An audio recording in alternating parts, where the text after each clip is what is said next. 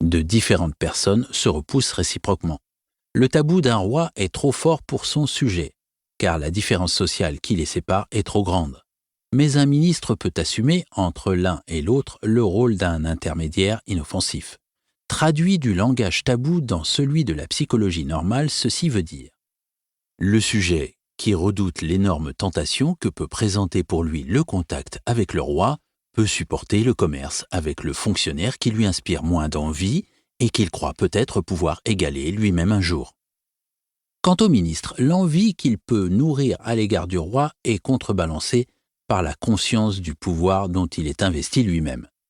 C'est ainsi que les petites différences entre les forces magiques respectives sont moins à craindre que les grandes.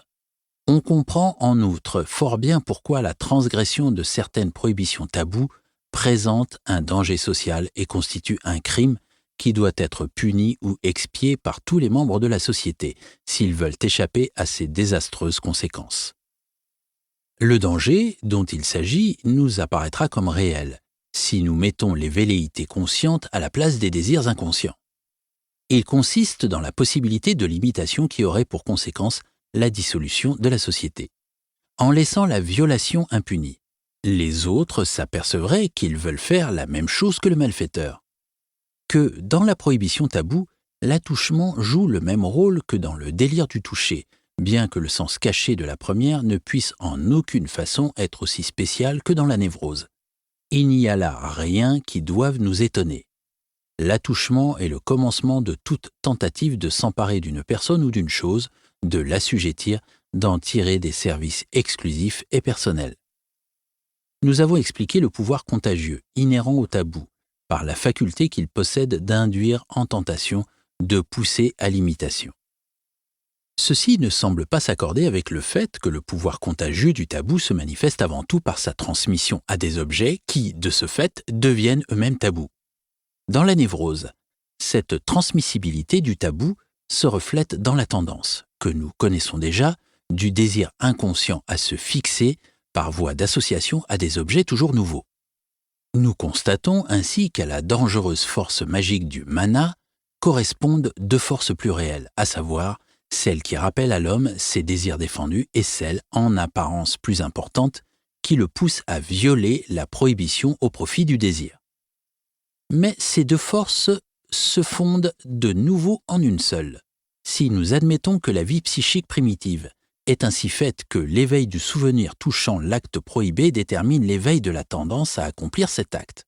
Dans cette hypothèse, il y aurait coïncidence entre les souvenirs et les tentations.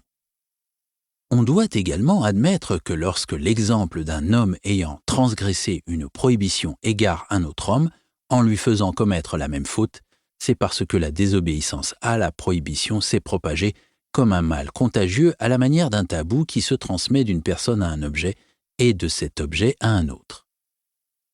Lorsque la violation d'un tabou peut être redressée par une expiation ou un repentir, qui signifie la renonciation à un bien ou à une liberté, nous obtenons la preuve que l'obéissance à la prescription taboue était elle-même une renonciation à quelque chose qu'on aurait volontiers désiré.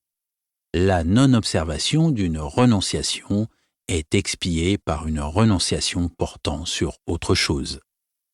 En ce qui concerne le cérémonial tabou, nous tirerons de cette considération la conclusion que le repentir et l'expiation sont des cérémonies plus primitives que la purification.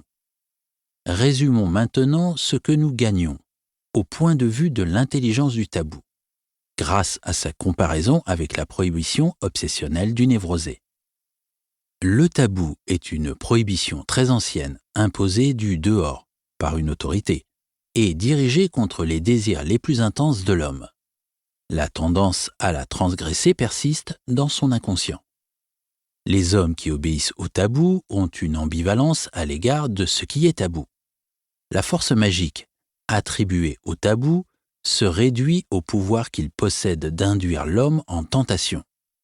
Elle se comporte comme un contage, parce que l'exemple est toujours contagieux et que le désir défendu se déplace dans l'inconscient sur un autre objet. L'expiation de la violation d'un tabou par une renonciation prouve